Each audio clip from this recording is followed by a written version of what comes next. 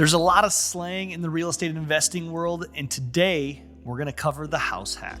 Okay, the general principle of a house hack is finding a property that generates income and living in it. That being said, there's three really important parts that make a house hack work really well. Number one, it's finding a property that you can actually live in and enjoy. Number two, it's finding tenants to help you take on the burden of the monthly expenses, including your mortgage. And number three, it's accessing ownership to that property through a low down payment loan. So instead of getting really granular on all of those sections of a house hack, I want to tell you the story about what I did when I started real estate investing, which was a house hack on a fourplex. Okay, so I was an engineer at the time and I wanted to get into real estate investing, but I didn't have a lot of money up front. So a house hack was a perfect tool for me to use.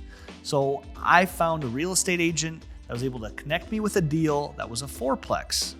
Perfect example. It was in an area that I was okay living in, and it was 4 total units, which allowed me 1 to live in and 3 to possibly produce enough income to take care of expenses and the mortgage that comes along with it. So as part of that, I was able to strike a deal on that property. My down payment on that property was only 3% because that was my first time home owner loan. Any property under 4 units, by the way, you can own as a primary residence in the single family category. So only 3% down. And then I was able to go into one of the units, which I picked the worst unit to go into because I wanted to fix it up a little bit. And then I already had tenants in there that were paying me rent that more than covered the mortgage payment and the utilities I had on that property. This was a perfect way for me to get my feet wet in real estate investing. Not only did I have a property to look over, but I also had tenants to communicate and create relationship with. Over time, we increased the rents a little bit. I continued to pay some rent. The value of the property went up and the loan kept going down. And after about 3 years, I was able to hit the 80% mark for loan to value, and then refi that into a traditional 80-20 loan as a real estate investor. And I never would have had the cash to do that unless I had time on my side and been able to access ownership in a property earlier than saving up a large sum of money. Okay, quick little tidbit on house hacking. I know we talked a lot about multi-unit properties, but it's actually possible to do with single family homes as well.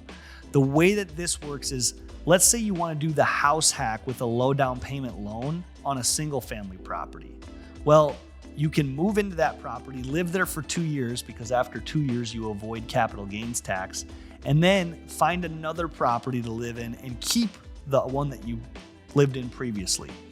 I know people that have done this every 2 years for 10 years and they've been left with 5 rental properties. That technically is still a house hack, and it can work really, really well if you don't want to live in a multi-unit property. Okay, and here's the beauty of this. If you're interested in a house hack, all you need to do is talk to your local lender or somebody that can get you approved for a first-time home buyer's loan with a low down payment, and then just connect with a good real estate agent that can help you find the property that's right for you. So if you're someone that's interested in real estate investing and you don't have $50,000 saved up to do it, look into a house hack as an amazing option for you to get your feet wet in real estate investing. Hey, if you enjoyed this video, give us a thumbs up, subscribe to our YouTube channel, and if you want to take a deeper dive into house hacking, check out episode 1 of the Passive 25K podcast. We interviewed Gavin Doppler on how he started his investment portfolio with a house hack.